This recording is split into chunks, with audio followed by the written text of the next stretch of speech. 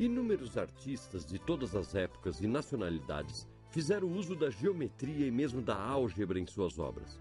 Em muitos casos, esse uso foi consciente. Eles sabiam que estavam empregando a matemática. Mas o que é que a matemática tem a ver com os quadros e esculturas que vemos nos livros, na internet, nos museus, nas galerias? É o que nós vamos ver aqui hoje em Matemática na Arte. Arte e matemática tem tudo a ver. Vamos encontrar relações da arte e da matemática nas obras dos grandes mestres como Leonardo da Vinci, Albrecht Dürer e em artistas contemporâneos como o nosso Antônio Petkov, um artista brasileiro que é apaixonado por matemática. Sem dúvida, com muito prazer. Claro. Vamos falar da relação da matemática na sua obra e na obra dos grandes mestres? Bigode, é difícil não falar, porque a matemática está em tudo, você sabe muito bem disso. E quando eu descobri a importância da matemática no olhar e nas coisas, na harmonia, isso para mim foi uma grande revelação e uma descoberta muito interessante. A gente vê aqui no seu ateliê a presença das formas geométricas com muita intensidade, as cores e, por exemplo, esse quadro aqui, ele me impressiona porque ele é interessante, né? É um quadrado mágico, aquele que existe em números, quando nenhum número repete uma coluna vertical ou horizontal e a soma de todas essas colunas ou linhas é o mesmo. Aqui se trata das cores, as 7 cores do espectro. E, além do mais, eu percebo um padrão, né? Quer dizer, nenhuma linha ou coluna tem uma cor repetida. Esse, no caso aqui, é a solução do cavalo, eu chamo, porque as cores elas se movem como a posição do cavalo no xadrez. No jogo do xadrez, exatamente. Em L. E aqui são as 7 cores, que a soma de cada linha dá sempre o branco, que é a fusão das 7 cores do espectro, né? O quadrado mágico de que fala Petkov é um quadro formado por números. Um quadrado é considerado mágico quando a soma de qualquer linha horizontal, vertical ou diagonal dá o mesmo resultado. Os quadrados mágicos eram apreciados tanto como amuletos quanto como quebra-cabeças, como se pode ver nessa gravura chinesa que data do ano 2800 a.C.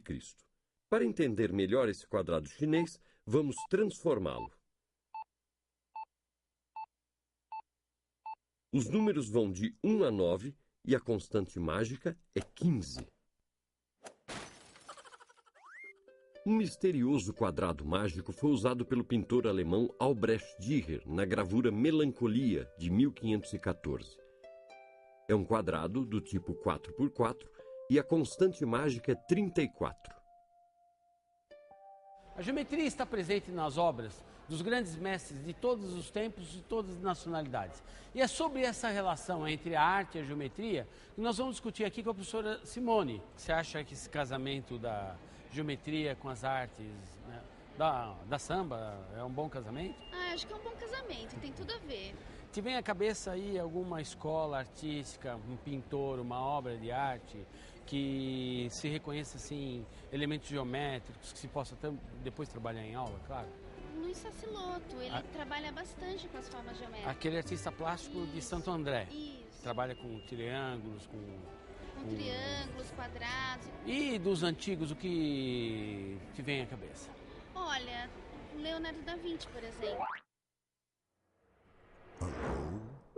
Leonardo da Vinci, ele é um dos pais de uma área da geometria que vem a partir das artes, né?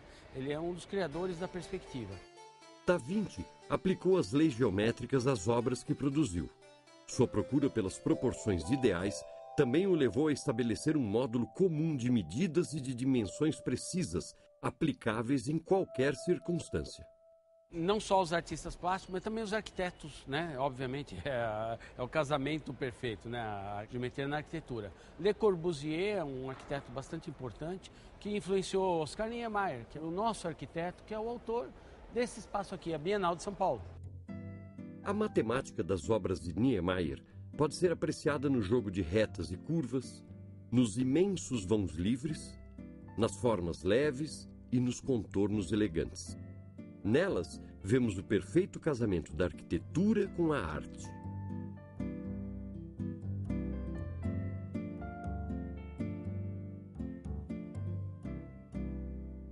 Eu aprecio muito uma obra de um artista chamado Max Bill, em que ele se inspira numa das demonstrações do Teorema de Pitágoras e cria uma obra de arte belíssima que nós vamos ver como é que ela é.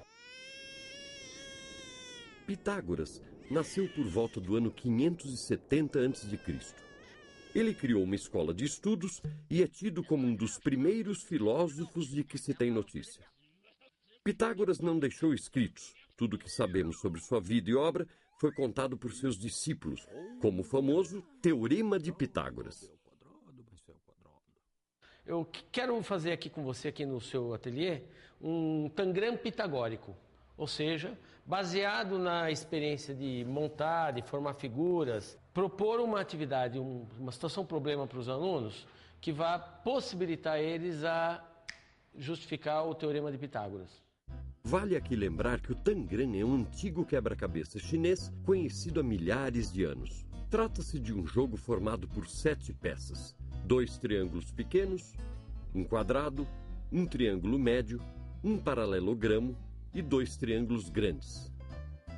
É possível estabelecer muitas relações entre as peças, mas o desafio maior é formar figuras com as 7 peças, conhecendo apenas suas silhuetas. O tangram é um importante recurso didático para se estudar tópicos do currículo de matemática, como frações, área, perímetro, números irracionais, polígonos e outros conceitos. Bigode vai dar uma de Pitágoras e, usando o mesmo princípio do tangram, vai demonstrar o teorema. A minha ideia é o seguinte, é decompor 2 quadrados e fazer cortes neles. E com as peças que sobram, isso vira um quebra-cabeça para eu formar um quadrado, um novo quadrado maior, né? Então é aquela ideia de que a soma das áreas construídas sobre os catetos é igual à área construída sobre a hipotenusa. Tem que ser perpendicular à base, né? Por isso que eu estou usando o transferidor.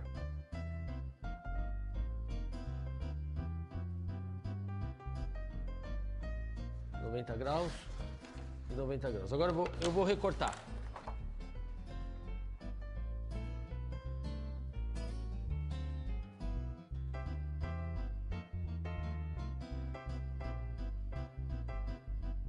Mas deixa eu aproveitar a base.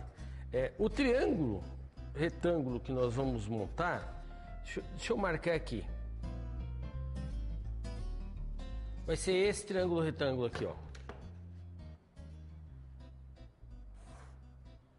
Ok? Então o novo quadrado, ele vai ter essa medida de lado. Vamos pegar essa abertura, você faz esse quadrado aí? Eu vou demonstrar o Teorema de Pitágoras. Eu vou mostrar que a soma das áreas dos quadrados construídos sobre os catetos é igual à área do quadrado construído sobre a hipotenusa, que vai ser o quadrado verde que o Aníbal está construindo aqui. Só que nós vamos aprender um procedimento super interessante de decompor esses 2 quadrados com um número mínimo de cortes, e com as peças é como se fosse um tangram, um quebra-cabeça, eu formo aquele quadrado.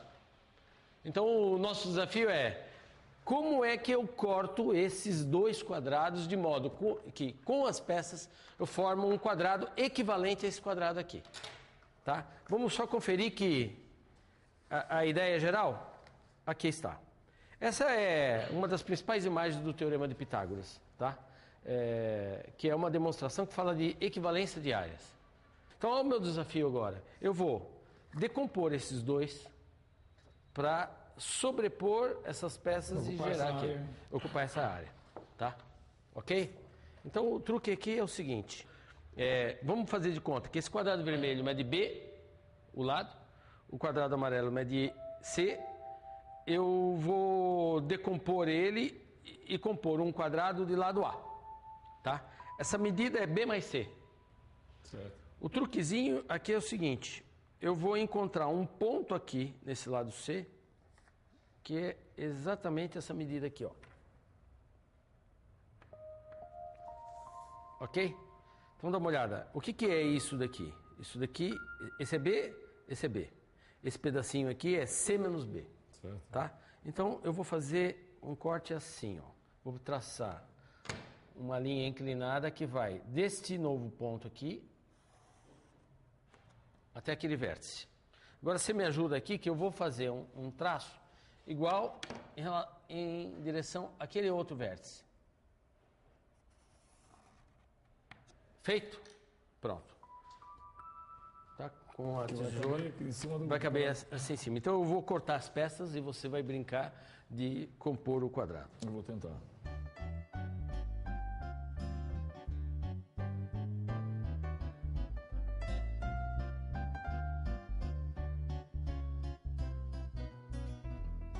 Vamos ignorar isso aqui, vamos montar o quadrado tal como ele era antes. Ok? E a dica é a seguinte. Você imagina movimentos de translação. Tem relações angulares.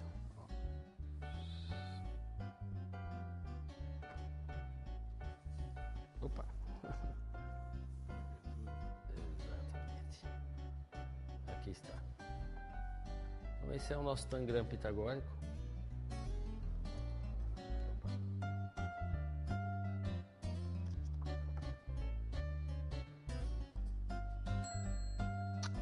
Ok? Então aqui é um procedimento que está mostrando o quê? Está mostrando o quê? A soma das áreas desses dois quadrados construídos sobre os catetos é igual ao quadrado da hipotenusa. E essa é uma boa dica de atividade para a sala de aula. Matemática em toda parte.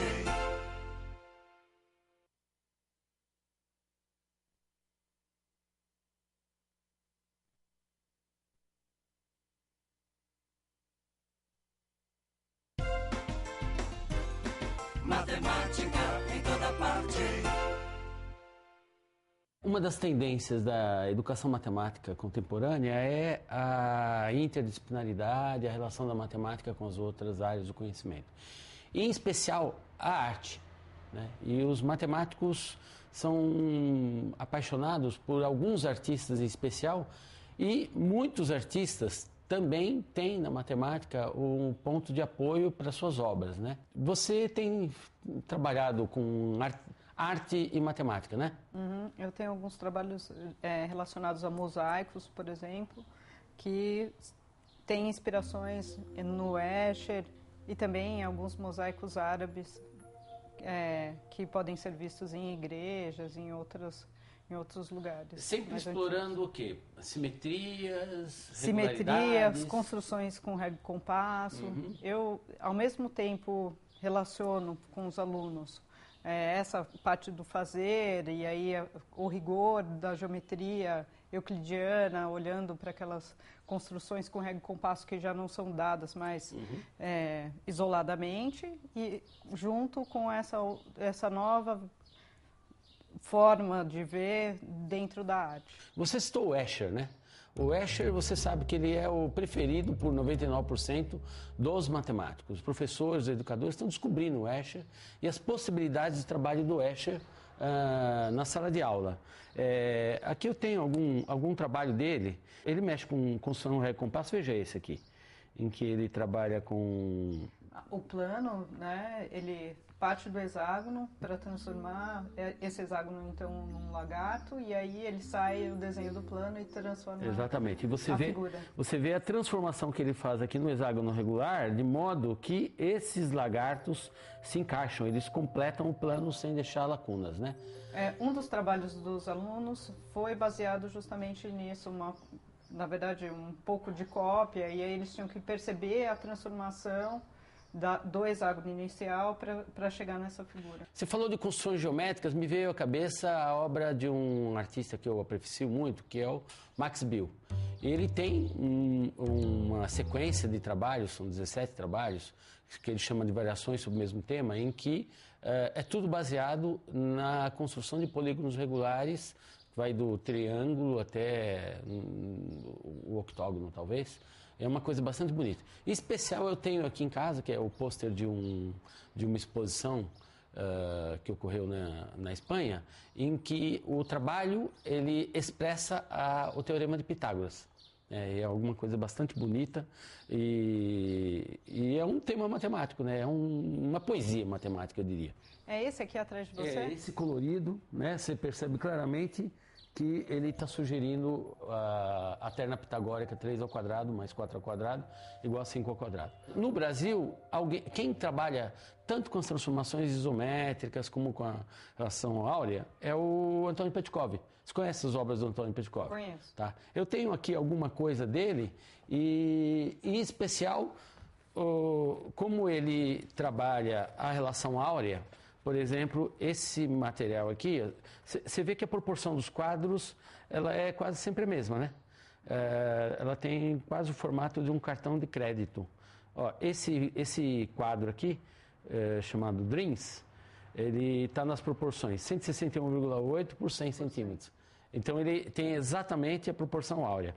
E como se forma o retângulo áureo? Basta ter em mãos uma régua e um compasso. O primeiro passo é construir um quadrado ABCD. Prolongamos a base do quadrado na direção CD.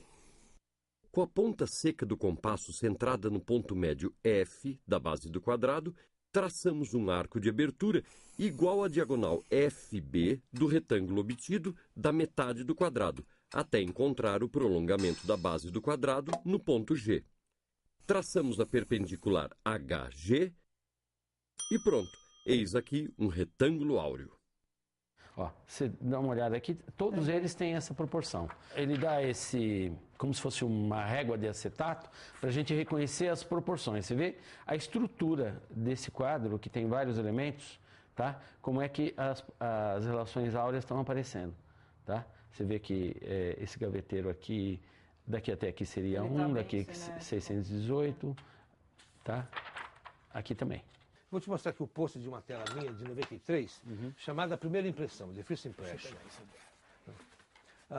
Que é um quadro, primeiro que a tela, já o formato dela é um retângulo áureo. A largura é em proporção áurea com o comprimento. E todas as divisões internas são de acordo com a seção áurea. Temos aqui os 4 elementos, tem alguns livros que mostram a cultura. É um trabalho muito particular porque ele é extremamente pensado em relação a todas as formas matemáticas. O círculo no centro, etc. Né? Jogos contemporâneos. Aqui os 4 elementos, eu coloquei aqui, meu filho tinha 3 anos quando eu fiz esse quadro, eu estou na casa cheia de brinquedo, pus um caminhãozinho de madeira que entrega terra, um helicóptero que voa no ar, um aquário vazio que tem água, e 2 candelabros que tem o fogo, os 4 elementos. Né? E aqui na base aqui do candelabro você tem esses 2 rostos, que é coisa da ambiguidade. Temos 7 gavetas fechadas, que é o conhecimento inconsciente, né? E coisas ligadas ao nosso conhecimento do dia a dia. Então, por exemplo, dê uma olhada aqui. Está vendo esse pássaro? Tá? Ele é inspirado num desenho do Oswald de Andrade. E ele faz uma adaptação desse pássaro de modo que ele se torna um módulo escheriano que cobre o plano. E isso daqui está num grande painel, numa estação de metrô aqui em São Paulo. Um trabalho bem parecido com esse que eu desenvolvi com os alunos é de um esquilinho, em que uma das alunas transforma um retângulo, né, faz translações de partes do retângulo e transforma ele num esquilo e pavimenta. Uma pessoa desavisada podia achar que isso que seus alunos fizeram foi parte da obra do Escher. Como é que você conseguiu chegar nesse padrão de qualidade e de elementos matemáticos reconhecidos e tal? Primeiro, eles fazem os trabalhos com as figuras planas, só os polígonos regulares, e aí, então, a partir dessa base, que é um polígono e não necessariamente um polígono regular, é que eles vão produzir essas figuras que são próximas às figuras do Escher. Mas eles não partem do nada, eles usam um pouco o modelo do trabalho dele. Você apresenta eu apresento algumas figuras para eles, alguns processos feitos pelo Escher mesmo, então imagens que ainda são rascunhos, mas que geram depois os mosaicos que estão ali. E aí, então, é que eles tentam, de alguma forma, ou repetir a mesma figura, ou então mudar, alterar e criar em cima. Essa também é mais uma dica de atividade para a sala de aula. Matemática em toda parte.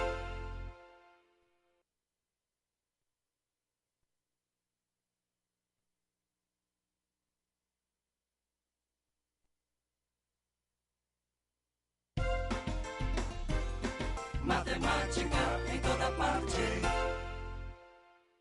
Petkov, um dos principais objetivos do ensino de matemática é a resolução de problemas. E eu vejo o jogo como um problema, um tipo de problema, né? E alguns autores falam, a matemática ela é essencialmente um jogo, né? Nós não estamos aqui só no seu ateliê, nós estamos aqui num verdadeiro museu de jogos interessantes de todas as culturas, e você se apropriando desse jogo também na sua arte. Vamos brincar um pouquinho com alguns desses jogos e ver como é que está na arte. Todo jogo é matemática, você sabe disso, né? E eu creio que a figura geométrica mais importante, obviamente, é o pentágono. E por que o pentágono é a figura mais importante? Porque, primeiro, o pentágono é a única figura, nela está a seção áurea toda. Né? Mas o pentágono regular. Né? O pentágono, a única figura que você, aumentando os lados, você vai criar uma estrela, não é? Todo mundo sabe disso. E essa estrela é, de novo, um pentágono. Ela é de novo um pentágono. Né? Então, aqui fora. E se você crescer mais, vai ser para o macro, vai ser sempre um pentágono. E aqui tem outro pentágono, outro aqui, outro, e vai para o micro até infinitamente. Okay. E outra coisa bacana do pentágono é que quando você faz essa progressão aqui dos lados e você levanta e fecha, é a única figura que sai do bidimensional e vai para o tri. Nós temos aqui uma pirâmide de base pentagonal. De base pentagonal. Isso é muito bacana. E, como eu falei antes sobre a seção áurea, isso aqui em relação à áurea com a base.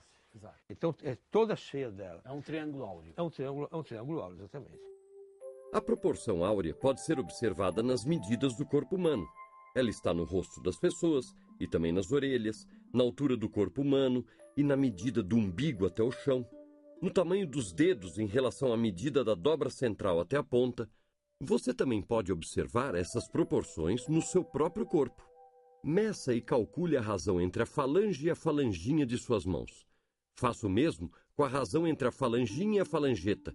Da mesma maneira, você pode procurar outras proporções no seu corpo e vai descobrir que muitas delas estão na proporção áurea. Essas proporções anatômicas foram bem representadas pela obra Homem Vitruviano, de Leonardo da Vinci.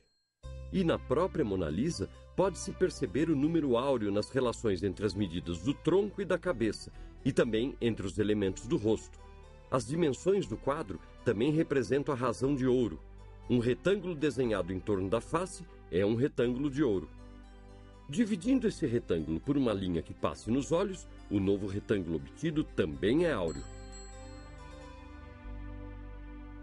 Essas duas madeirinhas, eu descobri aqui a seção áurea, pus um parafuso, então a gente abre, e sempre que a gente abre, a gente vai encontrar aqui a seção áurea, uma em relação à outra, sempre. Isso aqui é um compasso de seção áurea muito interessante.